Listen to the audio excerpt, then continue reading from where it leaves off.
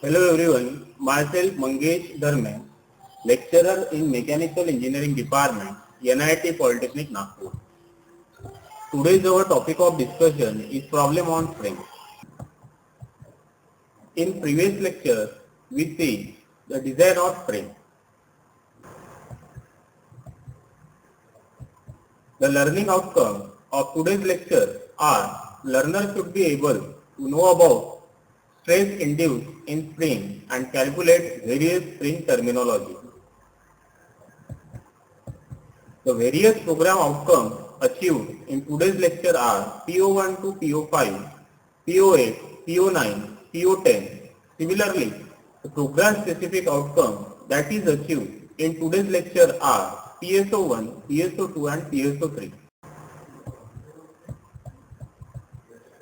In previous lecture, आपने देखा जो मैंने डिजाइन ऑफ हेलिकल स्प्रिंग पढ़ाया था उसमें डिफरेंट टर्मिनोलॉजी पढ़ाई थी मैंने आपको.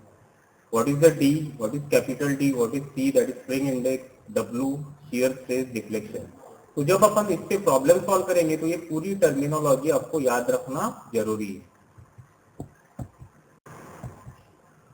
Then these are the various design steps of the spring. ये अपने मेरे प्रीवियस लेक्चर में ये अपना हुआ है. तो ये भी आपको पूरे फॉर्मूले याद में रखना जरूरी है while solving the.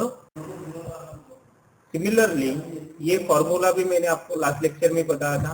That is the tau is equal to kW into 8WD upon pi d cube. This is a very important formula according to the problem point of view. Problem solve करने से पहले ये पूरे फॉर्मूले 1 to 7 number ये पूरे आपको अपने कॉपी में लिखना है और स्टेप बाय स्टेप आपको प्रॉब्लम सॉल्व करना है. ठीक है. नाउ अपन आगे में सॉल्व करेंगे अभी problem. Now, the first problem on the spring is a closed coil helical spring is used for front suspension of an automobile. मतलब एक स्प्रिंग कहाँ पे यूज हो रहा है? फ्रंट सस्पेंशन ऑफ ऑटोमोबाइल में यूज हो रहा है. The spring has a stiffness 90 newton per mm. Stiffness किससे डिनोट करते हैं अपन? K से डिनोट करते हैं. मतलब डाटा में मैं क्या लिखूंगा यहाँ पे? डाटा में K is equal to 90 newton per mm. That is the first term we are getting. That is a K is equal to 90 newton per mm. With square and ground ends. तो square and ground and जब रहता है तो आपने design step में ही पढ़ा है square and ground ends. Square and ground ends में आपका n डैश मतलब एक्चुअल एक्टिव टर्न कितना रहता है? n प्लस 2 मतलब नंबर ऑफ टर्न्स प्लस 2 आपको लेना पड़ता है. Then next, the load on the spring causes a total deflection of 8.5 mm. मतलब डेल्टा की जो वैल्यू दी है आपको ये कितना गिवन है? डिफ्लेक्शन की value delta is equal to 8.5 mm. Then by taking a permissible shear stress of a material as 450 megapascal. मतलब और आपको यहाँ पे क्या दिया है? shear stress की वैल्यू दी है. that is a tau is equal to 450 megapascal. Then आपको क्या फाइंड आउट करना है यहाँ पे? अभी find the spring wire diameter. मतलब मुझे यहाँ पे D की वैल्यू फाइंड आउट करना है और सेकंड जो है लेंथ ऑफ द स्प्रिंग. तो मुझे किसकी वैल्यू फाइंड आउट करना है यहाँ पे? That is LF. 3 length of the spring मुझे यहाँ पे फाइंड आउट करना है. तो LF अगर मैं कैलकुलेट कर रहा हूँ तो इसी में मेरा सॉलिड लेंथ आ जाएगा. अगेन आपको दिया है यहाँ पे assume the spring index 6 and G is equal to 80 into 10 to the power 3. तो स्प्रिंग इंडेक्स किससे डिनोट करते हैं आप? C से डिनोट करते हैं. तो इसकी वैल्यू दी है मुझे 6 और जी की वैल्यू, मॉडुलस ऑफ रिजिडिटी की वैल्यू गिवन है मुझे यहाँ पे 80 इंटू 10⁻³ न्यूटन पर mm²। ओके, यहाँ तक क्लियर है ये डाटा जो मैंने आपको सबसे पहले स्टिफनेस बताया स्क्वायर एंड ग्राउंड एंड्स के लिए n dash is equal to n+2। Deflection दिया है प्रॉब्लम में गिवन, कितना हो रहा है स्प्रिंग डिफ्लेक्ट 8.5। शियर स्ट्रेस की वैल्यू गिवन है tau is equal to 450 megapascal. D आपको निकालना है, that is a wire diameter. Length of spring that is free length निकाल रहे हो आप, यहाँ पे कैलकुलेट करना है आपको। यहाँ पे स्प्रिंग इंडेक्स आपको गिवन है दैट इज 6 और मॉडुलस ऑफ रिजिडिटी गिवन है आपको 80 इंटू 10⁻³ न्यूटन पर mm²। ओके, नाउ अपन स्टार्ट करते हैं यहाँ से अभी प्रॉब्लम। सबसे पहले मुझे k दिया है। ओके, तो k के लिए फॉर्मूला जो रहता है स्टिफनेस के लिए F divide by delta. Okay, तो k की वैल्यू मुझे कितनी गिवन है यहाँ पे 90, तो मैं यहाँ पे लिखूंगा 90 is equal to F divided by delta. तो डेल्टा की वैल्यू कितनी गिवन है यहाँ पे 8.5। तो इसी फॉर्मूले से मेरा क्या आ जाएगा, applied force on the spring that is F is equal to कितना होगा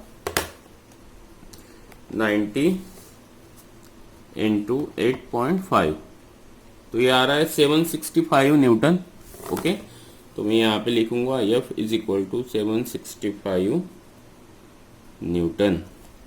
देन आपने फॉर्मूले में देखा था शियर स्ट्रेस के आपको क्या कैलकुलेट करना पड़ता, और KW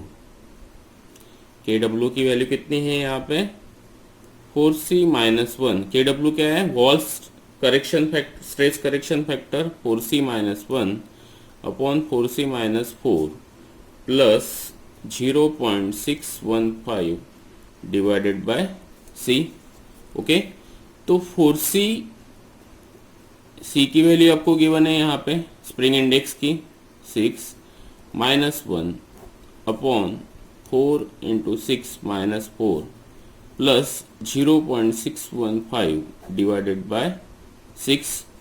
इसको सॉल्व करने के बाद इसका जो वैल्यू आ रहा है वो कितना आ रहा है 1.2525। मतलब वॉल स्ट्रेस करेक्शन फैक्टर की वैल्यू KW, या फिर आप इसको कैपिटल K से भी डिनोट कर सकते हैं, लेकिन आप कंफ्यूज हो जाओगे। K से मैंने ऑलरेडी स्टिफनेस यहाँ पे डिनोट किया है, that's why denote the Wahl stress correction factor with the help of KW। तो KW की वैल्यू कितनी आई है आपकी 1.2525। ओके, नाउ आपने design step of the spring में फॉर्मूला पढ़ा है that is a shear stress induce is equal to कितना होता है, tau is equal to KW into 8FC upon pi D square. Okay, आपने फॉर्मूला यहाँ पे देखा था 8FC capital D upon pi D cube. Okay, लेकिन D बाय डी को क्या कर लिया है मैंने यहाँ पे C कंसिडर किया है। ओके, फॉर्मूला सेम ही है आपका। देन यहाँ पे मुझे D अननोन है, टाउ की वैल्यू पता है, KW पता है, F पता है, C भी पता है, ओनली D इज अननोन। तो ये फॉर्मूले से मैं D की वैल्यू कैलकुलेट कर सकता हूँ। तो अभी यहाँ पे मैं वैल्यू रखूंगा पूरी। टाउ की वैल्यू यहाँ पे देखिए 450 गिवन है, तो मैं लिखूंगा यहाँ पे 450 इज इक्वल टू KW की वैल्यू आपने फाइंड आउट किए हैं 1.2525, तो मैं यहाँ पे लिखूंगा 1.2525 इंटू 8 इंटू F की वैल्यू आपने निकाली है 765 इंटू 6। C की वैल्यू गिवन है आपको 6 गिवन है स्प्रिंग इंडेक्स की, divided by pi into D square. Okay, now इस फॉर्मूले से मैं D निकाल सकता हूँ अभी, तो आगे में सॉल्व करते इसको अभी।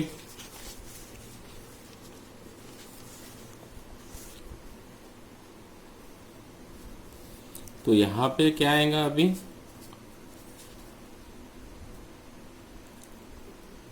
D square is equal to 1.2525 into 8 into 765 into 6 upon pi into 450। तो इस फॉर्मूले से मुझे सिंपली डी की वैल्यू मिलेंगी अभी। तो यहाँ पे मैं लिखूँगा 1.2525 into 8 into 765 into 6 divided by shift of pi into 450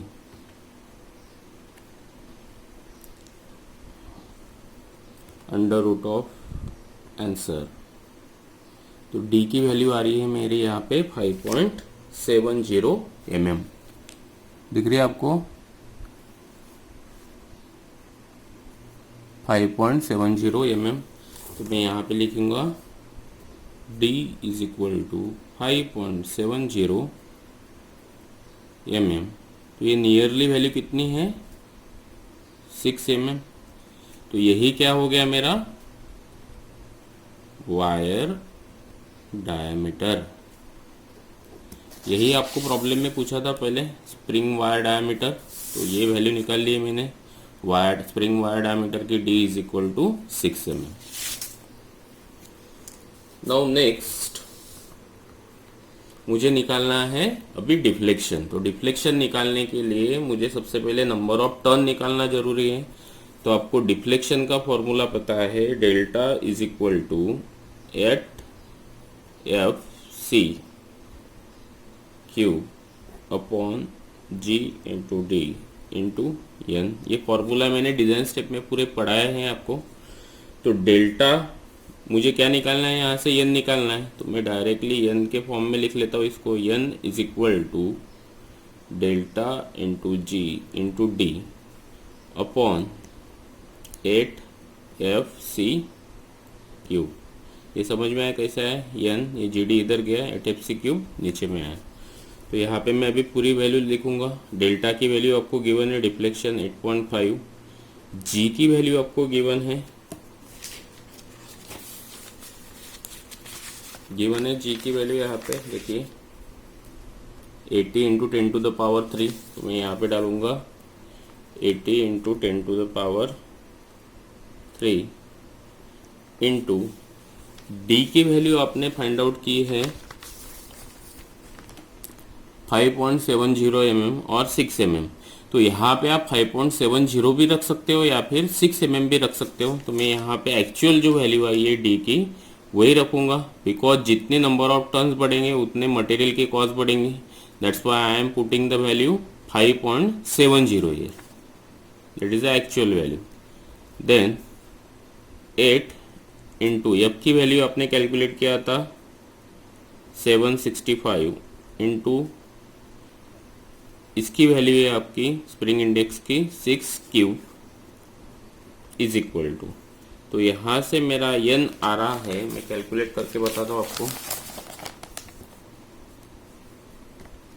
8.5 into 80 into 10 to the power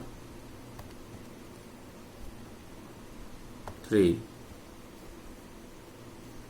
into 5.7 divided by 8 into 765 into 6 rest to the power 3।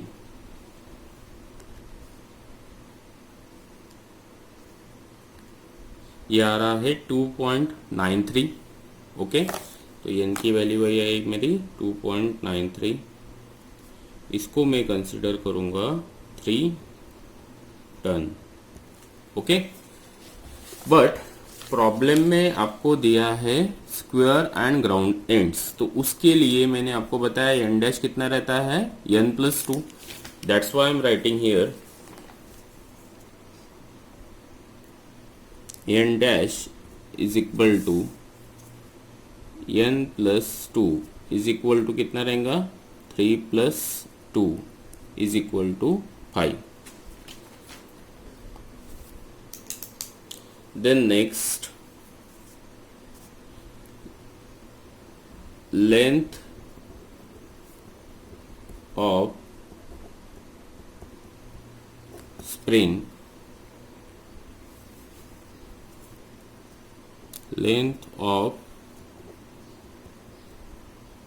Spring, इसके लिए क्या फॉर्मूला रहता है, N dash into D plus delta max plus 0.15 into delta. ये भी मैंने design step में बताया आपको। तो एन डैश की वैल्यू कितनी है, यहाँ पे मैंने निकाली है, कितनी है ये 5। मैं यहाँ पे लिखूँगा 5 इंटू, अभी यहाँ पे जो d की वैल्यू आपको कंसिडर करना है वो कौन से करना है, जो मैंने यहाँ पे राउंड अप करके लिखी है 6। तो ये बात यहाँ पे आपको ध्यान में रखना है, 6 प्लस डेल्टा मैक्स की जो वैल्यू है ये कितनी है 8.5। डेल्टा की वैल्यू यहाँ पे लिखूँगा मैं 8.5 प्लस 0.15 इंटू 8.5। तो इसको सॉल्व करने के बाद आपकी जो फ्री लेंथ आएंगी वो मैं यहाँ पे कैलकुलेट कर रहा हूँ, 5 इंटू 6 प्लस 8.5 प्लस 0.15 इंटू 8.5। तो ये आ रहा है मेरा 39.775। कितनी आ रही है मेरी 39.775। तो ओके, तो in this way I will calculate, first क्या कैलकुलेट किया मैंने, डायमीटर, और सेकंड चीज जो मैंने कैलकुलेट की है that is a length of the spring, that is a 39.775 mm, और डायमीटर और spring wire diameter that is a 6 mm। यही आपको प्रॉब्लम में पूछा था। तो ये सिंपल प्रॉब्लम एग्जाम में कितने मार्क्स के लिए पूछते हैं, 6 मार्क्स के लिए। आपके फॉर्मूले सेम यूज हो रहे हैं, लेकिन आपको देखना है कि कौन सा फॉर्मूला कब यूज करना है। ओके, जैसे मैंने आपको ये फॉर्मूला पहले बताया था। ओके, तो अपने पास टर्म अवेलेबल थी, पहले टाउ की टर्म अवेलेबल थी, देन सी की टर्म अवेलेबल थी, लेकिन के डब्ल्यू और एफ मुझे पता नहीं था, इसलिए मैंने क्या किया, सबसे पहले एफ निकाला और बाद में के डब्ल्यू निकाला। मतलब मेरी अनअवेलेबल टर्म कौन सी थी, यहाँ पे ओनली डी थी, तो इस फॉर्मूले से मैंने डी की वैल्यू निकाल ली। सेकंड चीज, सेकंड में जो देखा था मैंने deflection, that is 8fc cube G D into N.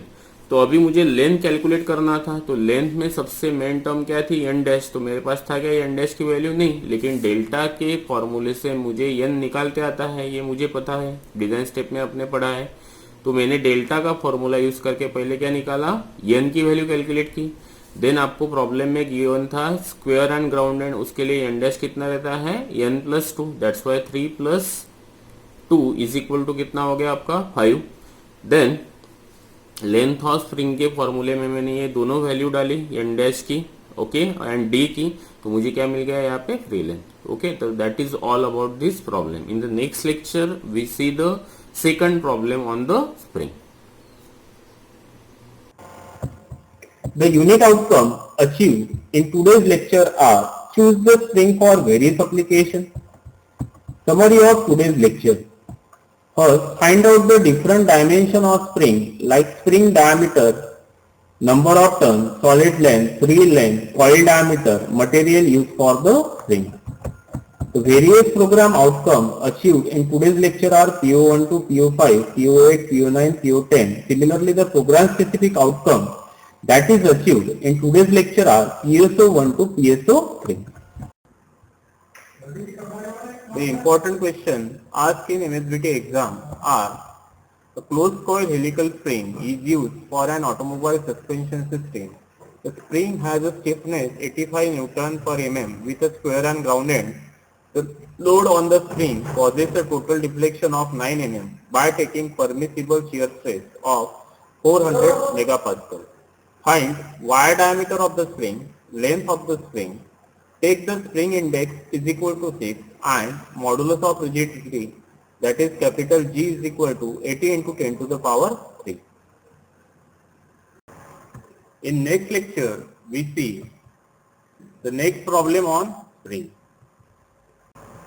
For any query, contact to me at 9359877739.